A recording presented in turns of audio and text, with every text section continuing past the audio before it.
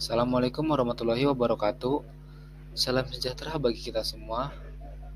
Kami dari kelompok 2, mata kuliah Pendidikan Pancasila, Prodi Pendidikan Bahasa Jepang, Fakultas Bahasa dan Seni Universitas Negeri Jakarta. Di sini kami kelompok 2 akan menyajikan sebuah materi dengan judul Potensi Sumber Daya Alam Indonesia. Sebelum masuk ke materi, saya akan memperkenalkan anggota dari kelompok 2. Nah, anggota kelompok kami terdiri dari yang pertama saya sendiri yaitu Aji Bandi, yang kedua Devani Rispabila Putri, yang ketiga Giovanni Ariela Sukma Maeswari, yang terakhir ada Haris Faruk Alimami. Seperti yang kita ketahui, Indonesia diberkahi oleh beragam kekayaan alam, baik itu di perairan maupun daratan. Keberagaman kekayaan alam tersebut mempunyai ciri khas masing-masing. Potensi alam yang dimiliki digunakan untuk kepentingan negara dan keberlangsungan pembangunan daerah tersebut. Sumber daya alam yang pertama yang ada di Indonesia adalah sumber daya alam flora. Kondisi geologis wilayah menentukan penyebaran flora di wilayah tersebut. Sejarah masa lalu yang membentuk kepulauan Indonesia menjadi faktor penyebaran flora di tiap daerah. Penyebaran flora di Indonesia sendiri terbagi menjadi 4. Yang pertama ada wilayah flora Sumatera Kalimantan, wilayah flora Jawa Bali, yang ketiga wilayah flora Kepulauan Meles atau Sulawesi Nusa Tenggara, dan yang terakhir ada wilayah flora Papua Maluku. Selanjutnya kita masuk ke bagian wilayah flora Sumatera Kalimantan. Jenis tumbuhan di wilayah persebaran Pulau Sumatera dan Kalimantan sangat dipengaruhi oleh jenis iklim yang ada di wilayah tersebut. Jenis iklimnya didominasi oleh curah hujan dan kelembapan yang sangat tinggi. Contoh floranya ada bunga cempaka atau jempo, ada pohon duku, anggrek hitam, dan masih banyak juga yang lainnya. Yang selanjutnya adalah wilayah flora Jawa Bali. Pulau Jawa Bali memiliki iklim yang berbeda. Hal ini karena bentangan alam yang memanjang dengan perbedaan antara wilayah Jawa Barat dengan Jawa bagian timur. Curah hujan di Jawa bagian barat cenderung lebih tinggi daripada Jawa bagian timur sampai ke Bali. Contoh floranya yang pertama ada serak condet, lalu ada pohon beringin, bunga kantil, dan yang lainnya.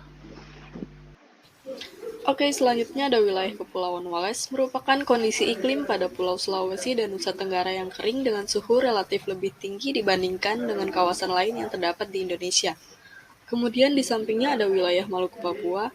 Contohnya flora khas wilayah ini adalah eukaliptus yang sejenisnya sama dengan jenis yang tumbuh di daerah Queensland, Australia.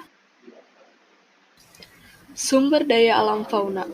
Persebaran sumber daya fauna di Indonesia dikelompokkan oleh Alfred Russel Wallace dan Max Weber.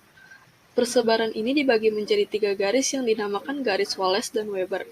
Wallace membagi daerah bagian barat dengan fauna asiatis dan bagian timur fauna peralihan, sedangkan Weber membagi daerah dengan bagian barat fauna peralihan dan bagian timur fauna australis.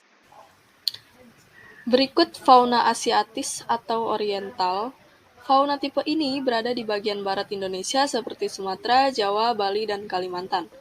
Yang pertama, dihuni spesies mamalia berukuran besar, yang kedua beberapa jenis burung tidak banyak warna, yang ketiga tidak terdapat mamalia berkantung. Contoh fauna: harimau Sumatera, gajah Sumatera, orangutan, badak bercula 1, banteng, kukang, dan elang Jawa. Yang kedua ada fauna australis. Fauna ini disebut tipe australis dikarenakan fauna yang ada di daerah ini mirip dengan fauna di Australia. Fauna ini berada di bagian timur Indonesia seperti Sulawesi, Papua, Maluku, dan Nusa Tenggara. Yang pertama dihuni banyak spesies mamalia kecil, yang kedua banyak hewan berkantung, dan yang ketiga tidak terdapat kera, lalu yang keempat dihuni burung berwarna indah dan beragam. Contoh faunanya yaitu ada kanguru, kuskus, oposum, burung kasuari, burung merak, dan burung cendrawasih. Fauna peralihan. Fauna tipe peralihan mempunyai ciri mirip fauna Asia maupun Australis. Perbedaan fauna ini berada di tengah daerah Indonesia, yaitu di Pulau Sulawesi dan Pulau Nusa Tenggara.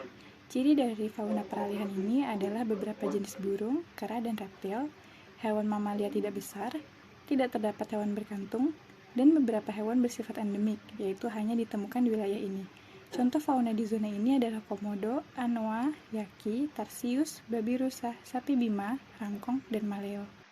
Sumber daya alam pertanian Indonesia. Indonesia dahulu terkenal akan hasil padinya yang luar biasa. Hal ini sempat membuat Indonesia mampu memenuhi kebutuhan beras di seluruh Indonesia. Pada sumber daya alam pertanian di Indonesia terbagi menjadi 3 tempat, yaitu sawah, ladang, dan tegalan. 1. Sawah. Sawah adalah jenis tempat menanam yang membutuhkan banyak air dalam proses menanamnya.